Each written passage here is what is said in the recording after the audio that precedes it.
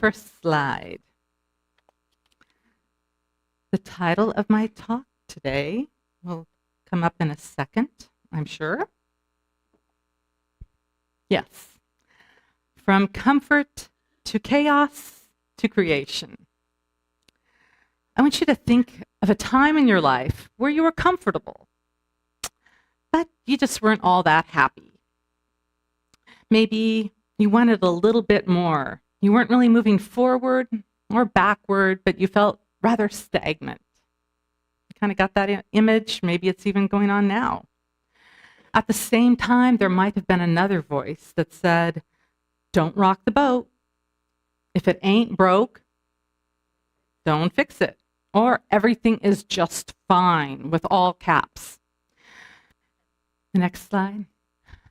Anais Nin once said, there came a time when the risk to remain tight in the bud was more painful than the risk that it took to blossom. Think about that. Are you at that point where you're just kind of encapsulated and you know that there's more to express, more to feel in your being? Now, perhaps those changes that you kind of feel like you need to make, perhaps they came unconsciously, or maybe they were happening through circumstances seemingly beyond your control. You wanted change and knew that you had to slow down, because change can happen slowly or be quick and dramatic, depending on the outer circumstances. Maybe you didn't understand what was happening. It was confusing, chaotic, and uncomfortable. About 13 years ago, I was living in a very comfortable place in Roseville, California. I had a comfortable home. I had the same teaching job, the same relationship, and the same house for a very long time. I would see the same neighbors going into their same garages, closing the same doors behind them. I felt like I was going insane, which is a thing. I didn't feel happy, and something was missing. I was just fine. And I remember felt like I was dying inside. I actually said those words out loud. On the first day of summer vacation that year, I was diagnosed with breast cancer. Not something I was expecting, wanting, or even knowingly asking for on any level. I was quickly rocked in my world with sadness and confusion. But then I realized that I had been affirming my lack of aliveness, my lack of passion and purpose all that year. At first, I got caught up in the fearful what-if scenarios, the worst-case scenarios. Like, anybody go to that place? You have to plan for the worst-case scenario. Finally, the spiritual part of my brain kicked in, and I began to respond instead of just react. Well, I didn't go out and say that I wanted cancer. I began to see that on some level, I was a vibrational match to it. Everything is energy and frequency. And so naturally, we are always drawing to us that which resonates on some level. We're kind of putting out, emitting, not what we want, but perhaps we believe at a core level. Ernest Holmes, our founder, once said, quote, life is a mirror and will reflect back to the thinker what he thinks into it. So it's like you can't look in the mirror frowning and expect to get that smile back. Feeling like I wasn't fully living, this wake-up call in the form of cancer actually became a gift. I began to draw from my spiritual tool shed. And so this morning, I want to share with you some of those tools that really worked for me. And hopefully they will help you move from your chaotic situation or uncomfortableness into creation. The first step is to question your thoughts and assumptions. I know that many of you are familiar with the techniques of Byron Katie, the questioning techniques. And the most important thing to ask is it true? And can you absolutely know that it's true? Then who would you be without that limiting thought or belief? There's other types of Socratic questioning that I feel like truly help break that mold of our beliefs and assumptions about something. I've believed many untruths in my life, not from the media, but from the reporter in my own mind. It kind of grabs onto stories and then fearful thoughts and doubts, and then reports about them over and over again. Anyone have one of these in your head? My brain would create sensational headlines, all the things that could go wrong on a daily basis.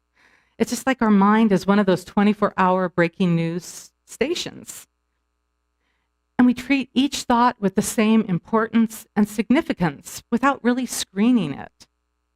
Our mind is a reporter that is not easily turned off. Next slide, please. As is evidenced by Yeti, I feel anxious. Why? I'm dwelling on something terrible, an unsolvable problem in our life. That's horrible. What is it? You've got to tell me. I'm not sure, dude. Probably something, though. So how many of us have that in our own head where the brain is always reacting, always kind of putting us on that alert? I want you to think of one thing that you're concerned with right now. Keep it simple for this morning and ask yourself if what you believe is a fact or is it just a thought you're entertaining. Begin to question your thoughts, beliefs, and assumptions and ask if they're true. Ask what evidence you have that might support them. And if not, turn that channel in your mind. You're basically one thought away from a different perspective. Next slide. The second big step to moving toward creation is don't judge. You have no idea how the universe is transforming whatever is going on in your life into something positive. I brought up this slide of Stephen Hawking because he said, however difficult life may seem, there is always something you can do and succeed at. In fact, he went on to say that his disease of ALS, which made him immobile and unable to speak, was truly a gift. He said that beforehand, he had been kind of scattering his energy about, not really focusing. And then he was finally able to concentrate and come up with major cosmological advances once he was trapped in his body. So if we don't immediately label something as good or bad, right or wrong, we're able to then see the gift that that experience might offer. There are numerous stories of people seemingly stuck in unhappy relationships, and then when they move on, they realize that they become and find something more aligned. Or maybe they're in an unhappy job, and they've put up with it for years, and then they finally are fired or quit, and they're able to live out that passion that they've been waiting to work on for a very long time. Perhaps moving to a new town or home feels uncomfortable at first, but then it can open you up to a much more stimulating environment. When we get our judgment out of the way, we kind of allow more flow in, and we can create a channel for this good to continue if we don't block it with negative labels and assumptions. So when we don't appreciate new things, it's kind of like we put up a dam for that river that just can't stream in. In the book by David Cameron, A Happy Pocket Full of Money, which I'm not crazy about the title because there's so much more that it talks about, but basically he writes about how spirituality and quantum physics are so closely connected. And so I want to share a little bit that he says here. Quote, get excited about your images, energize them with positive emotion. Emotions are energy in motion. Think about that. Your emotions are just energy passing through your body, and you get to decide what they are. Once again, everything is energy. I'm not talking positive thinking here. I'm talking physics. Cameron goes on to state, quote, "Never think that what you see with your eyes is first cause. It is just an effect." It's a law of the universe. It picks up on your judging energy, and then that's what comes back to you. It gives you more things to be judgmental about. Outer conditions are created by our thoughts, whether they show up years, weeks, days, or even hours later. Inner conditions do matter, or they become matter. It's kind of like a little play on words. Outer conditions don't matter because they already are matter. But inner conditions, with our focus and attention, become matter. Or simply stated, nothing matters unless you make it. Hopefully you're not too confused now. So how does this work? Quantum physics shows us that everything exists in all possible states until they are observed. When we give our attention, focus, and energy to something, we help activate it into being. We co-create it. One of the clearest examples occurred for me a number of years ago. Excuse me. While I was out working in my front yard. And I had had an issue with a colleague earlier that day, and I was still trying to win the argument in my mind, even though she was nowhere around. I was really worked up about it. And I'm weeding, and I'm throwing these weeds into the big garbage bin. Well, my arm kind of presses on the big plastic bin a little too hard, and it flops down. I trip on the lid, and I go flying head first into the can. Now, my thoughts were already in the garbage, so it was natural that my body should follow. As I quickly got up with a bruised ego and slightly bruised body, I looked around to see who might have seen my debacle. Fortunately, it was just me and my thoughts turning into things. Just natural consequences at work. So where do you judge people, circumstances, and even yourself more harshly than necessary? Think about it for a moment. Probably had a few judgments today when you were getting ready, like, oh, I just discovered I have muscles that turned upside down. Getting stronger, I could flap somebody to death with them. So think about how whatever you're interpreting as unfair, or how you're the victim in an issue, it's whatever scenario you might be living right now. Just notice how you are labeling it good or bad. And instead of attaching to those thoughts and giving them a label, just allow them to kind of float by. You also don't know the reasons why somebody is behaving as they are, like the colleague of mine. Maybe they cried themselves to sleep the night before. Maybe somebody hurt them deeply. Maybe they had been, the person who cut you off in traffic, or was rude to you, maybe they were doing the very best thing they could do to survive in that moment. We intensify issues that might have been initially negative into far bigger dramas when we create a story around them. I'm learning to say, how interesting, or I never knew that thought was there, without adding further narration to it. By labeling and judging, we increase the energy around that thing. So right now, I want you to think of whatever you maybe thought of earlier, that experience that you had, and ask yourself, what can you shift with your thinking about it? What judgments can you remove around it? First, ask if it's even true. Is there another way you could view it without blocking it with negative labels? Don't even judge it. What are some other possibilities for it being there? What is an inherent gift that could come out of that situation? How could it turn from a curse to a blessing in your life?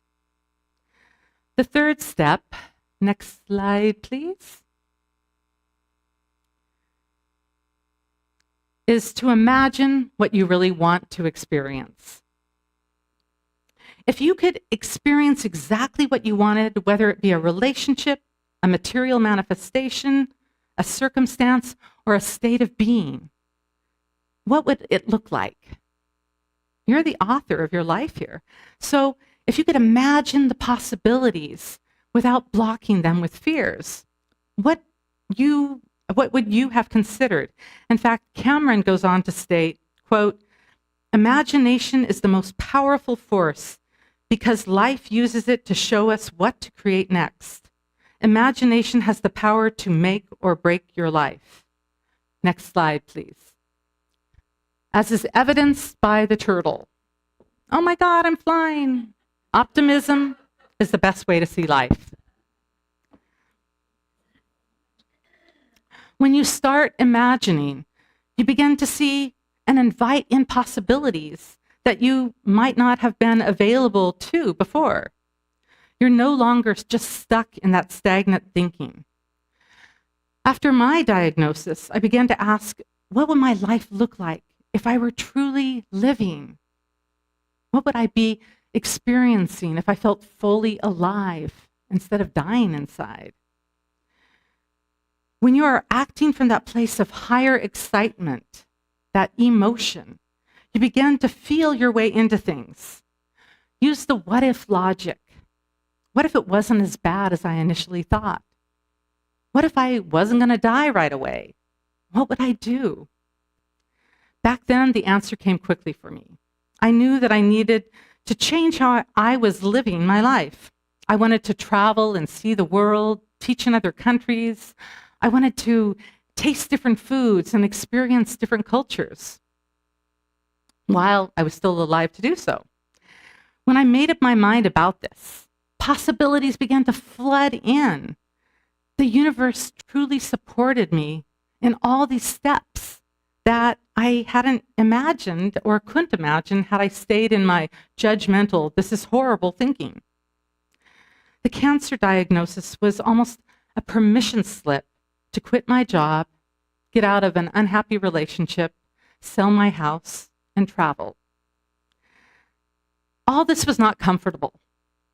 In fact, there were some days that I just did not want to get out of bed. I wanted to hide, and that's okay.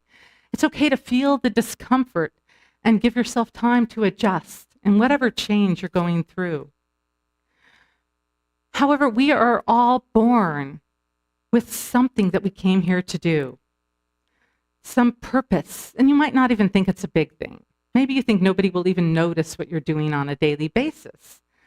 But the universe has made you up with all these like small little quirks of energy, the smallest thing that could be even measured. And that's who you are and what you came here to express. And without all that coming together, it wouldn't fulfill the whole of the universe. So imagine for a moment, how do you want your life to look? Pick one thing that you'd like to experience more of. Start with something simple. Maybe it's calling a friend. Maybe it's going for a walk on this beautiful day. Maybe it's baking something or taking a nap. But not right now while you're in here. No, eyes closed. Maybe it initially appears as a little spark or small desire. It will lead you to something which will take you to the next level, and then the next level, and then eventually you get to experience the benefits of clarity. It might also show up as discomfort. You become tired of settling for some things that you've always done over and over. You experience the insaneness, once again, of it all. If you start ignoring the nudging within you, don't worry, it just gets louder and louder. After I completed radiation and surgery, I took off on my journey.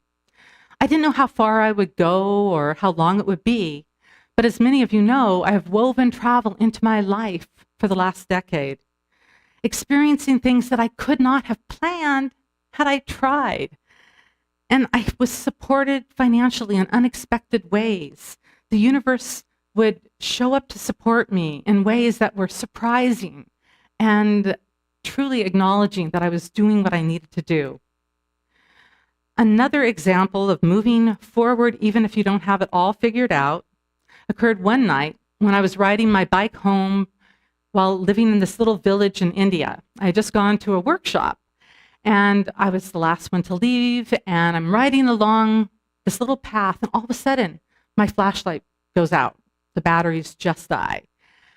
Well, I kind of panicked because it was pitch black.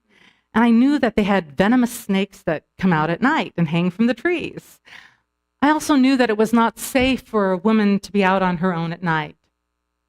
So initially, I felt like I was moving quickly into chaos.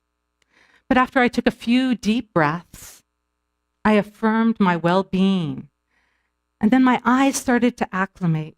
I could see a foot or two in front of me. And then I realized I didn't have to figure out the entire path or the entire route back home. I just had to take it a few steps at a time, trusting my inner guidance. And I even visualized being safely back in my home and my bed. A task I knew I could handle if I went slowly, a few steps at a time. Eventually, I did wind up safely in my room without being harmed in any way. So imagine what you want, that thing that you visualized earlier, and begin even today taking just a couple steps towards it. That's how you get where you want to be when it feels very big at first. Next slide, please. The fourth step in moving out of chaos into creation is trust that whatever you're experiencing is there for your higher good, so don't be attached to specific outcomes. As I shared about my travels, life wasn't always easy. In fact, it was very frightening at times. But when I let go of the way I thought things had to be and trusted the process, it turned out far better than I thought. Going through life experiences, each one truly gives us a tool to further our growth along the way. They bring us up maybe another step on the ladder to see with a clarity that we couldn't see before. Next slide, please. Now, I like this graphic because Ernest Holmes wrote about how we're open at the top. And then each time we jump into the new level with expansion, we truly do take this leap of faith that provides more opportunities than we could have before. Serendipities can come when you least expect them.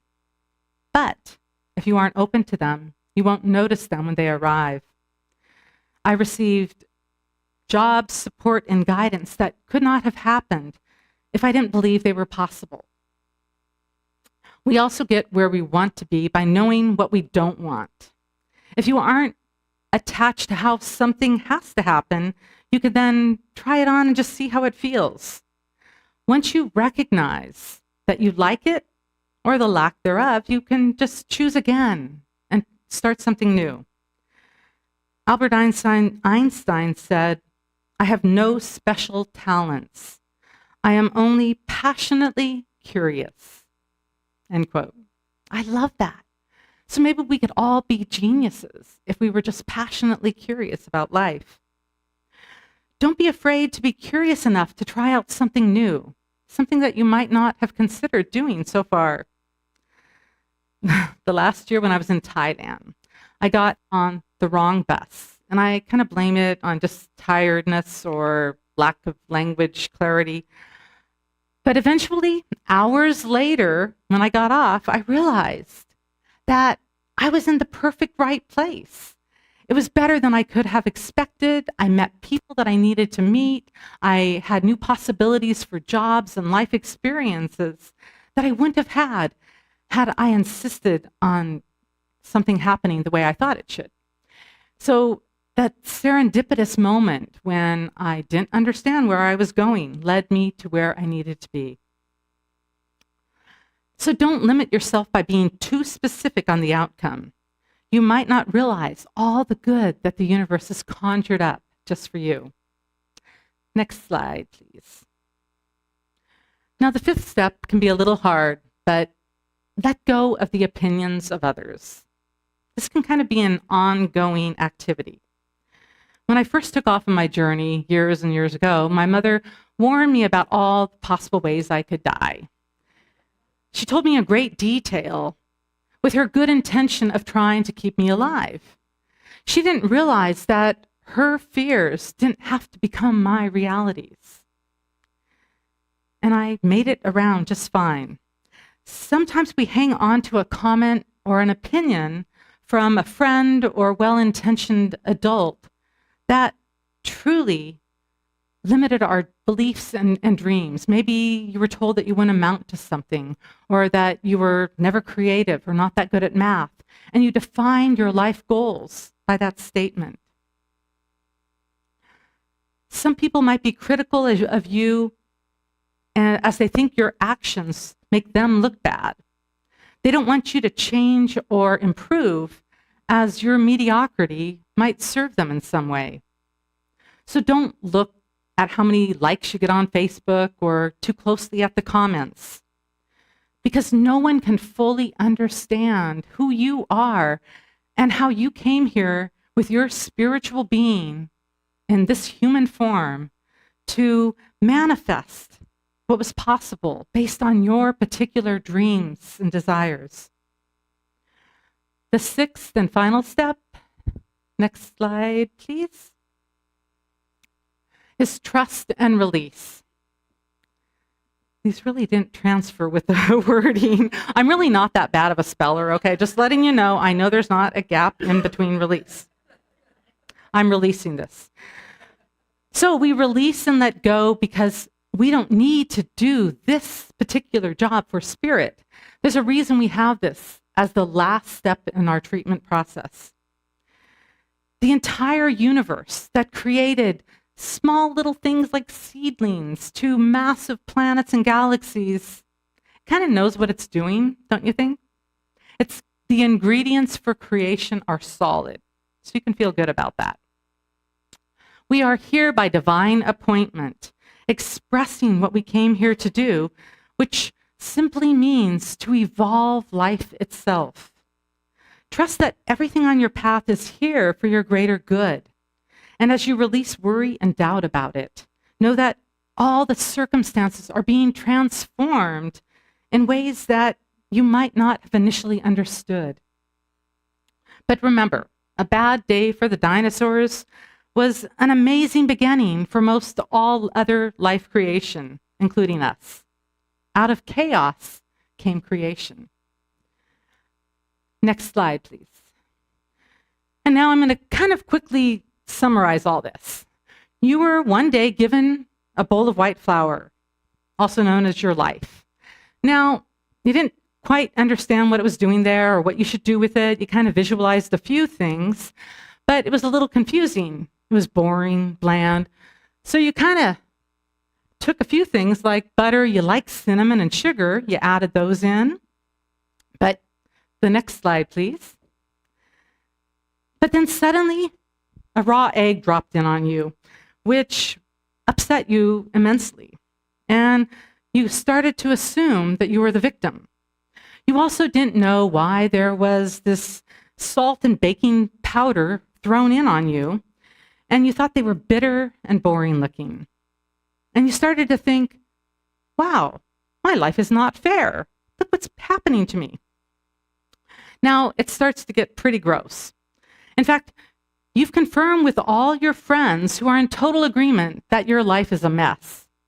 And it begins to get downright chaotic and crazy as you look at everything once it's stirred up. But pretty soon, you receive inspiration to just release it into the oven.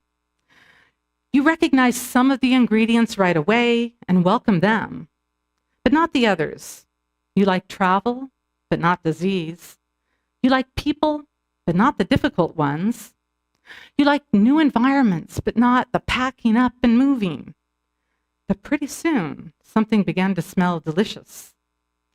Next slide, please. You didn't recognize the mess until you opened the oven and saw cake. All those ingredients were so very important to get to that end result. They were all part of the mix, as confusing as they might have seemed at the time. So be like Einstein, remain passionately curious, and move to action and experiences, even if you don't understand what they're initially doing there. Don't judge the appearance, but bless the mess and know that it is all perfect. Thank you and namaste. And now, Alan.